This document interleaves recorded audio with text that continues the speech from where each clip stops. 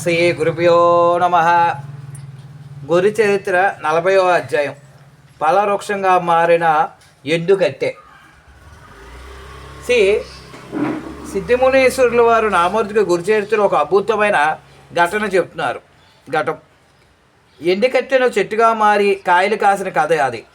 గురుదేవులు గర్గాపురంలో ఉన్నప్పుడు కామేష్టి అనే ఒక కుష్ఠరోగి ఉండేవాడండి. అతడు ప్రతిరోజు కూడా గురువు లేక మఠం ముందు కూర్చునేవాడు. అతనికి అందరూ ధర్మం చేసేవారు. అవకాశం వచ్చింది వెంటనే గురుదేవా అతిగా పిలిచారు. గురుదేవుడు వెంటనే వెనుక తిరిగి ఆయన చూడగానే కామేష్టి వెళ్ళబోసుకుని ప్రారంభించారు. గురుదేవా, నేను పేరుకే కామేష్టిని, పుట్టుకతో కుష్టిని, ఎవరూ దగ్గరికి రానివ్వరు, దూరంగా బతకాలి. నేను మనుషులకు దూరంగా ఉన్నానే కానీ జ్ఞానానికి దూరంగా లేను. దూరంగా ఉంటూనే శృతులను వింటూనే నేను ఎదురువేదాన్ని నేర్చుకున్నాను. కానీ చింతకొచ్చిందిలా చేతికి రాదు, చేతికి వచ్చిందిలాగా నోటికి రాదు. వేదం వల్లె వేసినప్పుడు విన్నాను కాబట్టి నోటికి వచ్చింది, కానీ వేదార్థాన్ని వల్లె వేయరు చెప్తారు. దాని దగ్గరికి వెళ్ళి కూర్చుంటే కానీ రాదు. నేను వారి దగ్గరికి వెళ్తే వారి జ్ఞానం నాకు రావటం మాట ఎలా ఉన్నా నా రోగం వారికి అంటగట్టడం ఖాయం. అందుకే దగ్గరికి ఎవరు రానివ్వరు. ఏ జన్మలో ఏ పాపం చేశానో ఈ జన్మలో అనుభవిస్తున్నాను. లెక్కలేని స్నానాలు చేశాను, పూజలు వ్రతాలు చేశాను. ఏం చేసినా లాభం లేకుండా పోయింది. మీరే నా చివరికి ఆశ. అందుకే మీకోసం ఇంత దూరం వచ్చాను. ఇన్నాళ్ళకి నా గూడు వెళ్ళబోసుకునే అవకాశం కలిగింది అన్నాడు. అతను అనగానే గురుదేవుడు స్పందించి, నీ మాట నిజం. నీవు గత జన్మలో ఘోరమైన పాపాలు, దారుణమైన పాతకాలు చేసావు. వాటి ఫలితమే.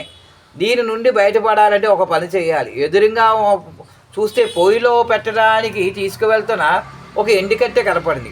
4 ఏళ్ళ కిందట ఎండిపోయిన ఆ కట్టె పూర్తిగా నూసిపు పట్టిపోయింది. కొంచెం గట్టిగా పట్టుకుంటే మొక్కలై రాలిపడేలా ఉంది. దాన్ని తెప్పించి కామేష్టికి ఇచ్చారు గురుదేవులు. దీనిని భూమిలో నాటి రోజు నీళ్ళిపోయి అది కనుక పచ్చబడితే కాయలు కాస్తే నీ రోగం తగ్గిపోతుంది, నీ దివ్య శైర్యం లభిస్తుంది. అందుకు గాను ముందుగా సంగమ తీర్థానికి వెళ్ళు. సంగమనాథుడికి తూర్పు దిక్కున భీమానది తీరములో దాని నాటు. సంగమలో స్నానం చేయి. అశ్వత్థ వృక్షానికి ప్రదక్షిణాలు చేసి 2 బిందులు నీటిని పోయి అది చిగురించిన తర్వాత నీ రోగం అటమామి అయిపోతుంది అన్నారు. కామేశ్వర గురుదేవులు అంచంచబడిన భక్తి విశ్వాసాలు. అందుకే రోజు కూడా స్వామి చెప్పినట్టే సంగమానికి వెళ్ళి 2 బిందులు నీళ్ళు ఆ చెట్టుకు పోయడం మొదలుపెట్టాడు అతను. అయితే చూసిన వాళ్ళు ఎన్ని రోజులు పోసినా అది ఏమాత్రం చిగురించలేదు. కామేశ్వరిని కాకేసి గురుదేవులు చెప్పిన దాంట్లో ఒక అర్థం పరమార్థం ఉంటుంది, బహుశా నీ రోగం తగ్గదేమో, అందుకే ఇది చిగురించలేదు. కాబట్టి నీవు నీళ్ళు పోసి నీవు అలసిపోవద్దు, ఇంకా మానేసే అని చెప్పడం జరిగింది. అయినప్పటికీ గురుదేవుల మాటే తన వేదవాక్కుగా భావించి అతను నీళ్ళు పోయటమే కాకుండా మరింత భక్తితో అంటే ఉపవాసంతో ఆ నీళ్ళు పోయటం మొదలుపెట్టాడు.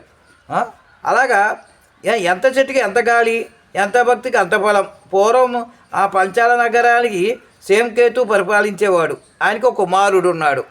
అతను కిరాతకుడు. వెంట పెట్టుకుని వేట కోసం అడవికి వెళ్ళాడు. అక్కడ పాటుబడిన శివాలయం కల్పించిందంటండి. ఆ శివాలయంలో విరిగిపోయిన శివలింగం ఒకటి ఉంది.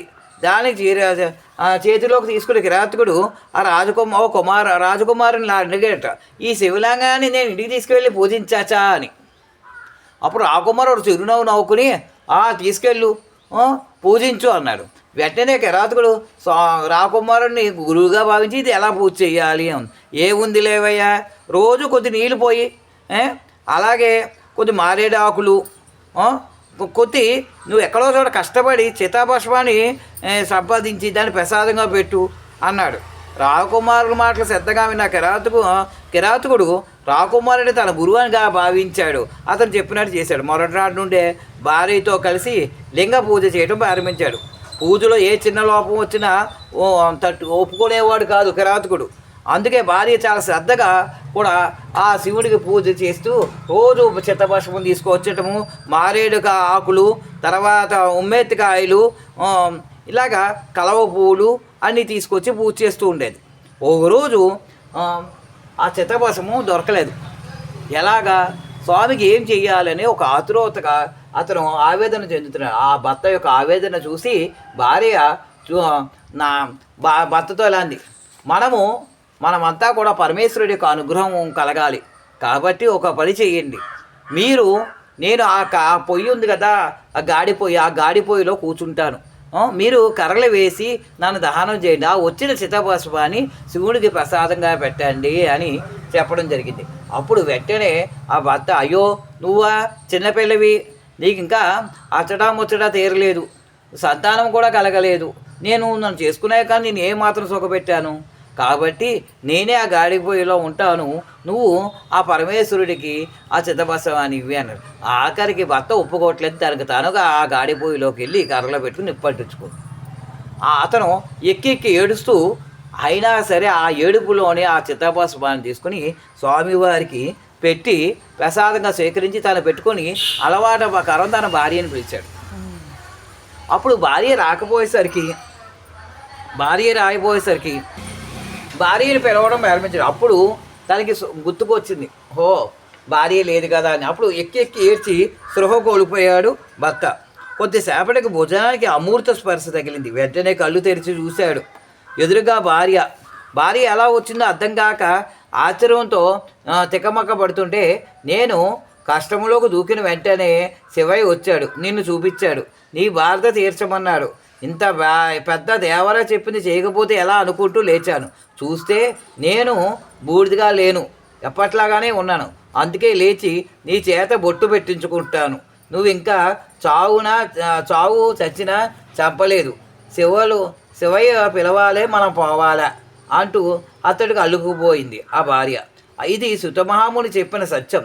పిండి కొద్దీ రొట్టె, పుణ్యం కొద్దీ ఫలము. చేద్దాం. మనం కామేశ్వరికి ఏం చేస్తున్నాడో అంటూ శిష్యులందరూ వెంట పెట్టుకుని సంగమానానికి వెళ్ళారు. అక్కడ ఎండిపోయిన ఆ కొమ్మ అలాగే ఉంది.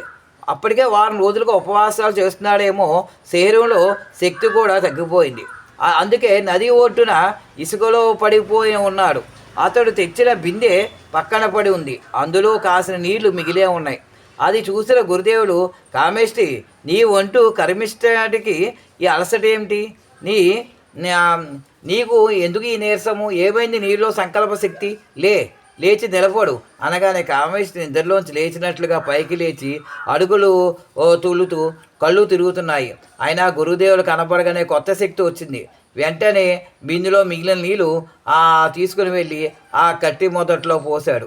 నీళ్ళు నేలలోకి ఇంకగానే ఆ కట్టిలోంచి క్రమంగా పచ్చదనం వచ్చిందండి. చూడగానే కొమ్మలు వేసింది, రెమ్మలు వేసింది, అతికాయలు కాసింది. విచిత్రం, ఆ చెట్టు ఒక్కొక్క కాయ కాస్తుంటే కామేష్టి ఒంటి మీద ఉన్న ఒక్కొక్క పుండు మానిపోయింది. చివరికి ఆ కామేష్టి ఒంటి మీద పండ్లన్నీ కూడా చెట్లకి పండ్లుగా మారిపోయాయి. అతని ఆరోగ్యం పూర్తిగా ఆరోగ్యవంతుడై దీవైన కాంతితో మెరిసిపోతున్నాడండి. అతను ఎప్పుడా కామేష్టి కాదు, దీవి నుండి భూమికి దిగి వచ్చిన దివ్య పురుషులాగా గోత్రిస్తున్నాడు. గురుదేవుని స్మరించి అనేకమైన స్తోత్రాలు స్తుతించాడు. గురుదేవుడు అష్టాంగము ఈ విధంగా అతని నోట అసువుగా వెళ్ళబడిందండి. ఇప్పటికీ గురు వందన అష్టకాల్లో దీన్ని మించింది లేదు. గురుదేవుడు కామేష్టిని గుండెలకు అద్దుకున్నాడు. నా నుండి కామేష్టి గురువులకు అత్యంత పితపాత్రుడు. అతని యోగీశ్వరుడు అనే విశిష్ట నామంతో పిలిచేవారు. అతనికి గురుదేవులు ఆశ్రయంతో విద్యా సరస్వతి మంత్రాన్ని ఉపదేశించారు. ఆ యోగీశ్వరుడికి గురుదేవుల దగ్గర నుండి వివాహం జరిపించాడు. అతనికి 3 పుత్రులు కలిగారు. వారిలో మధ్యముడు పాండవ మధ్యముడుగా పెరిగి ఈ యోగి రాజా అనే పేరుతో గనగాపురం వచ్చే భక్తులను ఇప్పటికీ అదృశ్య రూపంలో సేవించుకుంటూ ఉంటాడని నామరుడికి చెప్పాడు సిద్ధిముని వారు. 40 అధ్యాయం సంపూర్ణం. శ్రీ జయ గురుదేవ దత్త. గురు దత్త భక్తులందరికీ కూడా ఈ ఒక అధ్యాయము మన అందరికీ చాలా ముఖ్యమైన అధ్యాయం అని చెప్పుకోవాలి. ఎందుకంటే మనకి భక్తి అన్నది ఎలా ఉండాలి, గురువుని ఎలా స్మరించాలి అన్నది ఇందులో చాలా స్పష్టంగా చెప్పబడింది. కామేష్టి ఒక ఎండు కొమ్మని తీసుకొచ్చి పాతితే దాని చిగురించిన రోగము పూర్తి అవుతుందని గురుదేవులు చెప్పారు. వెంటనే కామేష్టి తను అనుకోలేదు, ఈ వెండి కొమ్మ ఏంటి ముట్టుకుంటే ఇరిగిపోయేలా ఉంది, దీన్ని ఎలాగ పాతుతాము, ఇది ఎలా చిగురుస్తుంది, ఈయన ఏదో గురువు నన్ను తప్పించుకోవడానికి మాట్లాడిన మాటలు అని అతను అనుకోలేదు.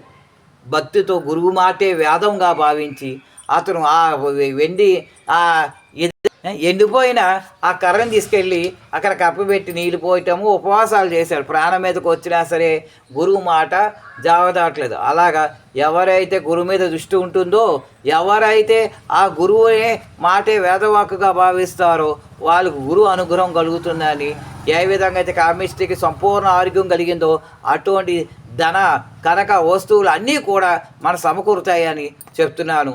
అందరూ గురువు మీద పూర్తిగా దృష్టి పెట్టి గురువుని స్మరించాలని కోరుకుంటున్నాను. జయ గురుదేవ దత్త.